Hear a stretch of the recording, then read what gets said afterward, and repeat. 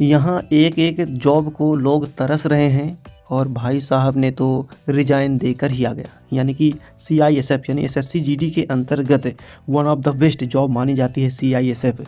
तो CISF की job से रिजाइन देकर आ जाना बहुत ही आसान नहीं था दोस्तों, परंतु क्या कुछ विशेष कारण थे, इस वीडियो के दौरान मैं आप लोगों को बताने का प्रयास करूंगा।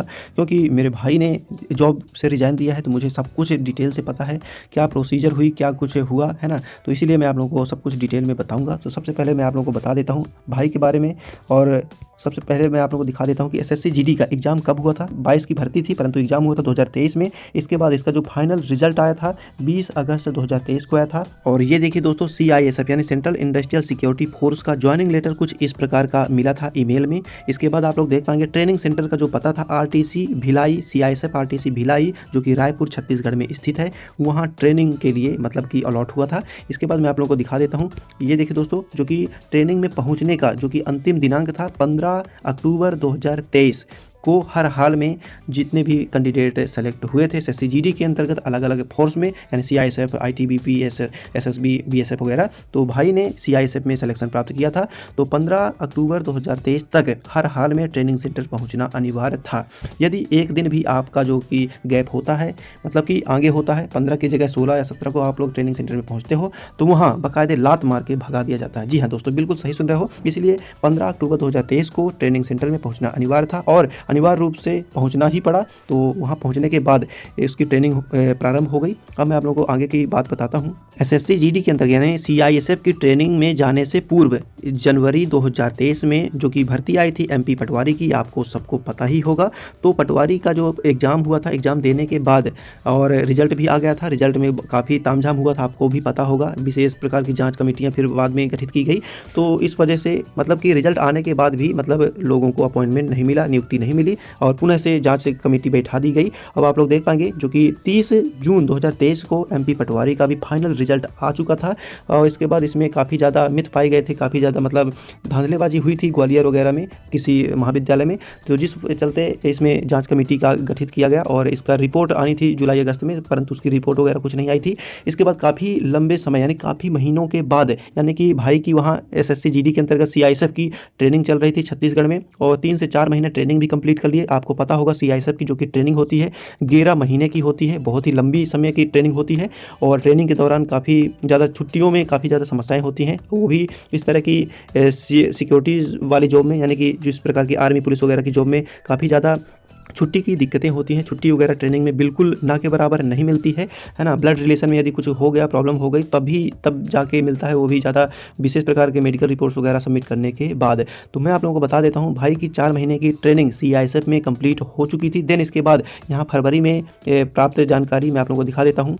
ये देखिए दोस्तों, आप लोग देख पाएंगे 24 फरवरी 2024 को एक जानकारी आती है हमारे ईमेल में। ईमेल में यह जानकारी प्राप्त होता है कि प्रिय अभ्यर्थी, आपका चयन कर्मचारी चयन मंडल द्वारा आयोजित पटवारी चयन भर्ती 2022 में पटवारी के पद पर हुआ है। ठीक है, ये मतलब ईमेल में प्राप्त जानकारी आती है। और 24 फरवरी 2024 तक हमको अपने कलेक्ट्रेट में डॉक्यूमेंट वेरिफिकेशन के लिए हमको उपस्थित होना पड़ेगा। हमको यानी कि मेरे भाई को उपस्थित होना पड़ेगा हर हाल में। यदि उसको पटवारी का मतलब कि जॉब चाहिए तो डॉक्यूमेंट वेरिफिकेशन करवाने के लिए उसको मतलब स्वयं प्रेजेंट होना पड़ेगा। तो इस वजह से अब क्या हो गया, काफ़ी ज़्यादा समस्या हो गई। और CISF के ट्रेनिंग सेंटर में आपको भी पता है कि ज़्यादा छुट्टी की संभावना बहुत ही कम होती है, छुट्टी ना के बराबर है। मतलब कि बहुत ही ज़्यादा रिक्वेस्ट करने पर उसको विशेष 2 से 3 दिन की छुट्टी मिली। और 3 दिन की छुट्टी के बाद वहाँ 1 दिन का समय तो छत्तीसगढ़ से मध्य प्रदेश आने में ही लग जाता है। ट्रेन से काफ़ी ज़्यादा लंबा दूरी है, आपको पता होगा। तो मैं आप लोगों को बता देता हूँ, वहाँ से आने के बाद सतना जिला में आने के बाद डॉक्यूमेंट वेरिफिकेशन हुआ। और आप लोग देख पाएंगे 24 फरवरी 2024 को डॉक्यूमेंट वेरिफिकेशन हुआ पटवारी का। समस्त डॉक्यूमेंट वेरिफिकेशन के बाद वेरीफाइड कर दिया गया,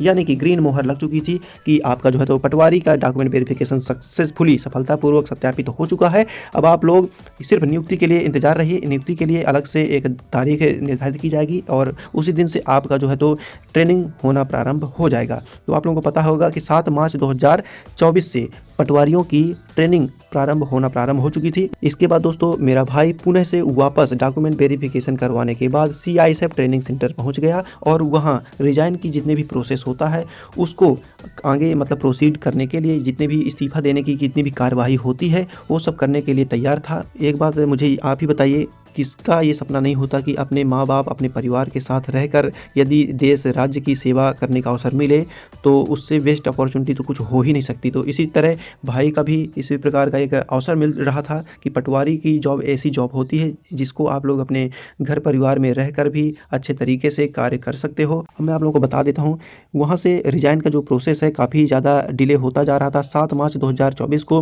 हर हाल में भाई को सतना जिला मतलब ट्रेनिंग सेंटर पहुँचना था। जैसे कि आप लोगों को बता देता हूँ कि ट्रेनिंग सेंटर की जो कि 7 मार्च 2024 थी उस दिन आपको मतलब कि ट्रेनिंग सेंटर पहुँचना ही पहुँचना पड़ेगा जितने भी सेलेक्ट हुए हैं MP पटवारी में। तो मैं आप लोगों को बता देता हूँ कि पटवारी के पहले जो कि सरकारी नौकरी एक सरकारी नौकरी से दूसरी सरकारी नौकरी में जाने के लिए आप लोगों को पहली वाली नौकरी को रिजाइन देना पड़ेगा, तभी आप लोग दूसरी सरकारी नौकरी को मतलब कि अटेंड कर सकते हो, ज्वाइन कर सकते हो। तो मैं आप लोगों को बता देता हूँ कि सरकारी नौकरी में यानी कि CISF में रिजाइन देने का काफ़ी ज़्यादा लेंदी प्रोसेस था और काफ़ी ज़्यादा समय लग गया। और अब बात कर लेते हैं कि मतलब कि सैलरी की। देखो यार CISF की जो कि सैलरी थी मैं आप लोगों को बता देता हूँ। CISF की जो कि ट्रेनिंग होती है, ट्रेनिंग 11 महीने की होती है और यदि आप मतलब बीच में और फोर्स को छोड़ना चाह रहे हो यानी इस्तीफ़ा देना चाह रहे हो या कि किसी भी कारण से यदि आप लोग जॉब छोड़ना चाह रहे हो तो आपको 3 महीने की सैलरी देना पड़ेगा। 3 महीने की सैलरी आप लोगों को जमा करना पड़ेगा। इसके बाद ही आप लोग रिजाइन दे के वहाँ से अपना बोरिया बिस्तर लेकर आ सकते हो। तो मैं आप लोगों को बता देता हूँ यदि ग्रेड पे जिस भी आप लोग जॉब पर जा रहे हो, यदि आप लोग टेक्निकल रिजाइन देते हो यानी एक जॉब से दूसरी जॉब यानी कि गवर्नमेंट जॉब से दूसरी गवर्नमेंट जॉब में जाते हो और उसका ग्रेड पे आपके वर्तमान जॉब से अधिक है, तब आपका जो है तो टेक्निकल रिजाइन दिया जाता है। उस प्रकार आपका फिर अपने जेब से एक भी रुपया खर्च करने की आवश्यकता नहीं होती, यानी कि एक भी रुपया आपका फिर लगेगा नहीं पैसा।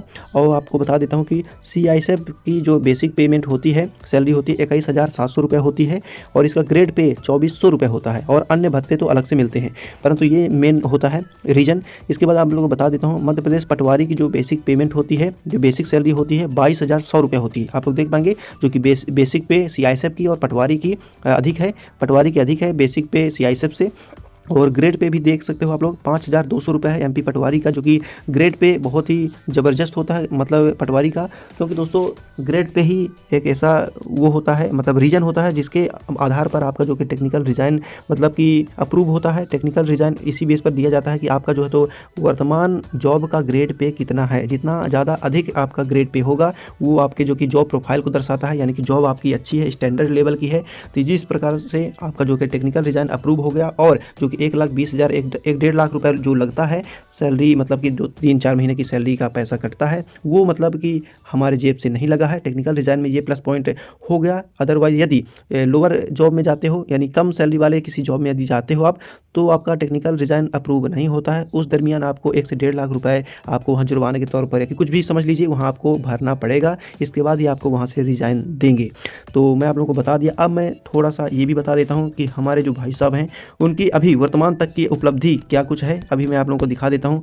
एक इंसान तो एक चपरासी गवर्नमेंट जॉब लग जाए इतना ही सोचता है कि एक चपरासी की नौकरी लग जाए, सरकारी हो, उससे बढ़ के कुछ हो ही नहीं सकता। ज़िंदगी भर उस चपरासी की नौकरी में अपना समय जीवन व्यतीत कर देंगे। अब आप लोग देख सकते हो मेरे भाई की जो उपलब्धियाँ हैं और आप लोग देख पाएंगे इतनी सारी उपलब्धियां हैं इतनी कम उम्र में, सिर्फ मात्र और मात्र 21 वर्ष का अभी हुआ है। और आप लोग देख पाएंगे अभी मैं आप लोगों को दिखा देता हूँ MP police exam qualified 2020 1 number से फाइनल मेरिट लिस्ट में आउट हो गया। SSC GD एग्जाम क्वालिफाइड 2020 इसमें भी 1 नंबर से फाइनल मेरिट लिस्ट जब बनती है 1 नंबर से आउट। उसके बाद DRDO कैप्टान Tier 1 क्वालिफाइड 2023।